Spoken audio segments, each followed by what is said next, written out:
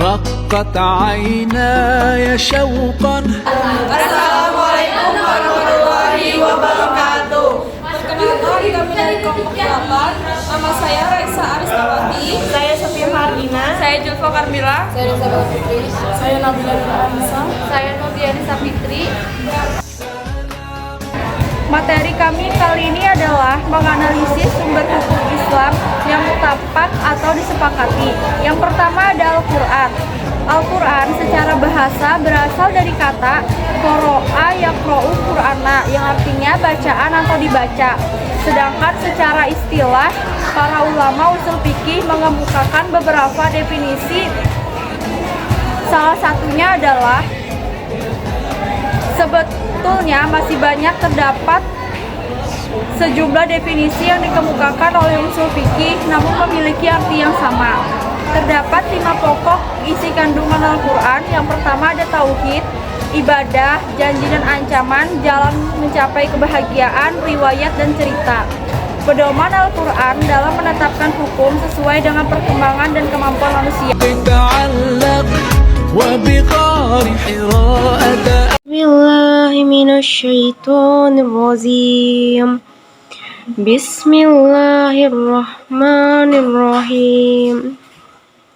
Inna anzalnahu Qur'anan Arabiyyun la'allakum ta'qilun. Shadaqallahul azim. Yang artinya, sesungguhnya kami menurunkan berupa Al-Quran dengan berbahasa Arab agar kamu memahaminya. Quran Surah Yusuf ayat 2.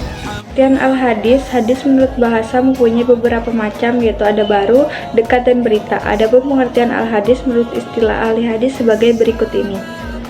Hadis terbagi menjadi 3, yaitu ada hadis qauliyah, perkataan, yaitu hadis yang diucapkan oleh Nabi SAW dalam berbagai kesempatan terhadap berbagai masalah. Yang kedua, yaitu ada hadis fi'liyah, perbuatan, yaitu hadis yang berkaitan dengan perbuatan yang dilakukan oleh Nabi Muhammad SAW. Yang ketiga, yaitu ada hadis takririyah atau ketetapan, yaitu perbuatan dan ucapan para sahabat yang dilakukan di hadapan atau sepengetahuan Nabi Muhammad SAW. Dasar kehujahan hadis dan sumber kedudukannya sebagai sumber hukum Islam ada 2, yaitu ada dalil Al-Quran dan dalil hadis. Fungsi al-hadis terhadap Al-Quran yaitu ada 3. Yang pertama ada bayanu takrir, menetapkan atau menguatkan suatu hukum. Kedua yaitu ada bayanu tafsir, menjelaskan atau memberi keterangan redaksi Al-Quran. Ketiga yaitu ada bayanu tashri, menetapkan hukum yang tidak dijelaskan oleh Al-Quran.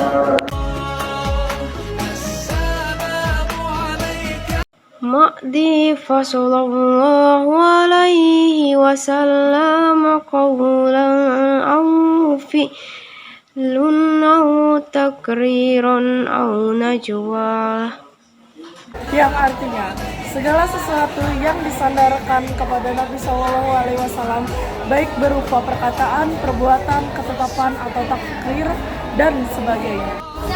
Ijma. 1. Pengertian ijma. Ijma secara bahasa berarti kesepakatan atau konsensus dan dari sejumlah orang terhadap sesuatu.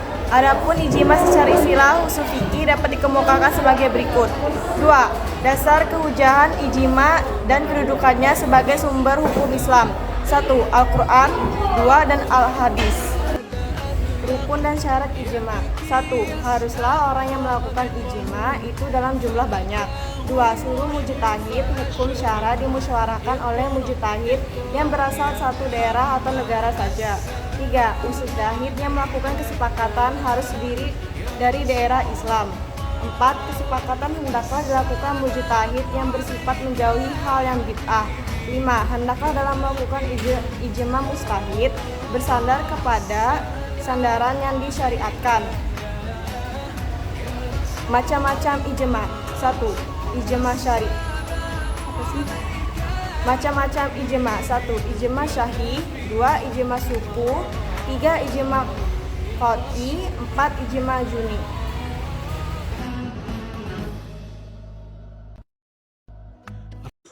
Wa man yusakikir rasula min ba'di ma tabayyana lahul ما تبين له الهدى